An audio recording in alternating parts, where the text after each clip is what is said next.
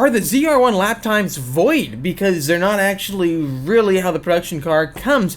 There's so much we got to break down today in this video, and this has been brought to my attention by you guys. A friend of mine and also other people have told this to me, and they want to see more coverage breaking this down. So I thought, you know what, why not? Let's share the thought out there, open up all of our minds to look more in depth about what these manufacturers do to put down fast laps at different tracks like the Nürburgring. So today we're checking out some of the footage from Chevrolet, their documentary showcasing how they brought the Corvette ZR1 onto this legendary racetrack, the Nürburgring, the hardest track in the world and one of the biggest tracks in the world, if not is the biggest. I can't recall exactly right now.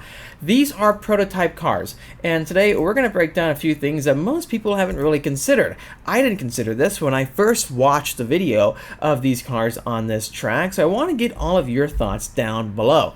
You can see this video on the official Chevrolet Corvette YouTube channel, so make sure to check it out. And these lap times are put down by their engineers. I want to say that first. There's been a lot of talk that I've been reading online about how these are engineers and not professional drivers. I do want to add another point. I read a really interesting comment, and I think it's 100% true. You can't be an amateur and put down a sub 7-minute lap time at the Nürburgring. You got to be pretty dang good. And I believe these are the same drivers that put down other world record lap time numbers at different tracks across the US. So these guys definitely are not amateurs. Chevy wouldn't fly a whole team out here, rent out the racetrack, spend probably millions of dollars on a trip like this if they were putting people who are slouches behind the wheel. These guys developed this car. They know what settings to run it in. They know all the secrets, all the tips and tricks that maybe even a racing driver wouldn't know. So I don't think that these guys are slouches at all. I would consider these guys pro drivers for sure, just because of the numbers they're putting down. Anyways, this is a pretty cool POV video, and it shows the charge points with the E system. Anyways, guys, I want to point out a few important things. With the ZR1X right now, they have what, traction control and stability control turned off, is it? They're driving an automatic mode on this track, which is one important thing I didn't actually catch at first. It's really cool. These numbers these cars put down, well, these aren't classified as production cars. These are classified as prototypes at the Nürburgring. And I suppose since these cars haven't really hit the streets yet, they can probably do a bit of engineering or adjustments from their time at this legendary racetrack. And let me tell you why. Not only are some of these variants so new that they're not really on the streets yet, like the ZR1X, but this vehicle is not really on sale in Germany. So the classification it has is inherently different than the Mustang GTD and the Porsche GT3 RS, which are classified as sports cars. I think altogether the times these cars put down were just incredible. I'm so stoked for Corvette, for the Chevrolet team. I think this is awesome, but at the same time, I think it's fun just to break down different viewpoints, such as the viewpoint that we're going to showcase in today's video that has come to my attention from many of you who are reaching out. So let's go over what people have been telling me. Look how fast these corner speeds look, by the way, 140 miles an hour, 130. But what I want to point out from this video is that, what do you notice on the passenger side? There's no passenger seat. Look. Is it this clip that's going to show us? Right about now. Hold on, let's pause it. 3, 2, 1. It's a stripped out C8 Corvette ZR1. Oh no, this is the Z06, right? It's the black one. But all these cars are stripped out. There's no passenger seat. What? Did you know that? I mean, I didn't realize that. They have one main big Recaro seat right there, but no passenger seat. And, well, do you know how much these seats weigh in the Corvette? ZR1, ZR1X, Corvette Stingray, Corvette E-Ray, Corvette Z06? Okay, let me show you. I've been looking online. I've been finding a lot of data from different owners of Corvette Stingrays who pulled out their seats for drag racing like this individual or for the track. And one single GT2 bucket seat weighs 53 pounds. From the posts I've been reading online, these seats weigh around 50 pounds because they're heated, they're ventilated, they are fully power adjustable with high quality materials on the exterior.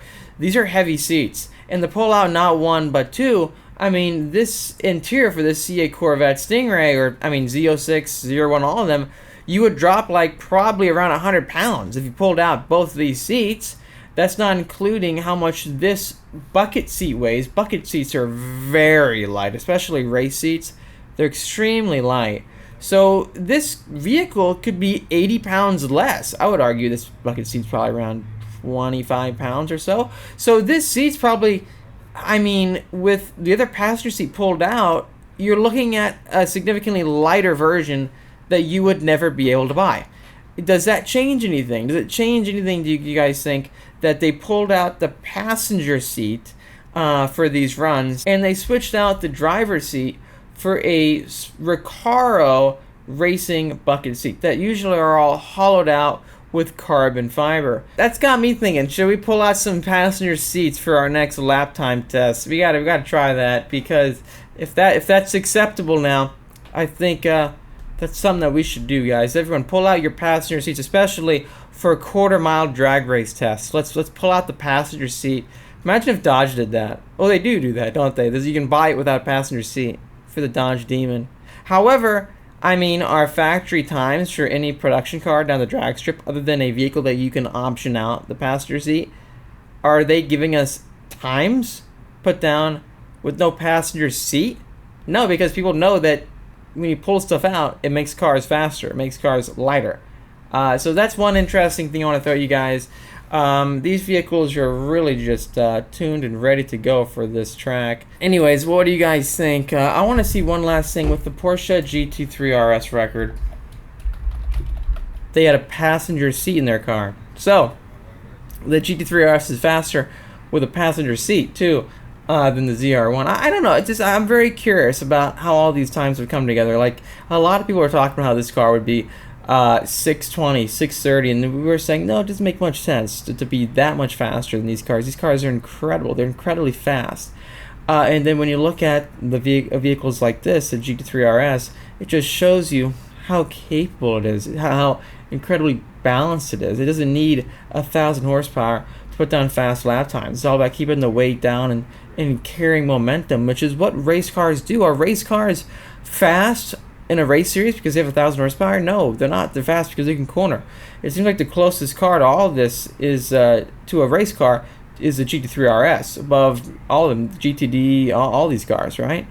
Because it's got the least horsepower, and these homologated race classes, they homologate your power. I don't know yet because I've never driven the GTD, but it looks like if Ford brings the GTD back, it would be very cool to see what it can do with updated performance numbers, and will it beat the Corvette ZR1. Real quickly, I do want to give a quick plug to Speed Phenom Film, our paint protection film studio here in the beach of Carlsbad, California. If you have a new car coming in and you want to get it paint protected, we can help you out with that for sure. Or if you want ceramic coating, window tinting, or even windshield protection film for the track, give us a call at 760-496-8607 and we'll give you a quote today. If you enjoyed this video, please hit the like button. It really helps me out, and subscribe for much more great videos coming out your way. And while you do that, hit the notification bell so you don't miss a new video coming out. I'll see you in the next one.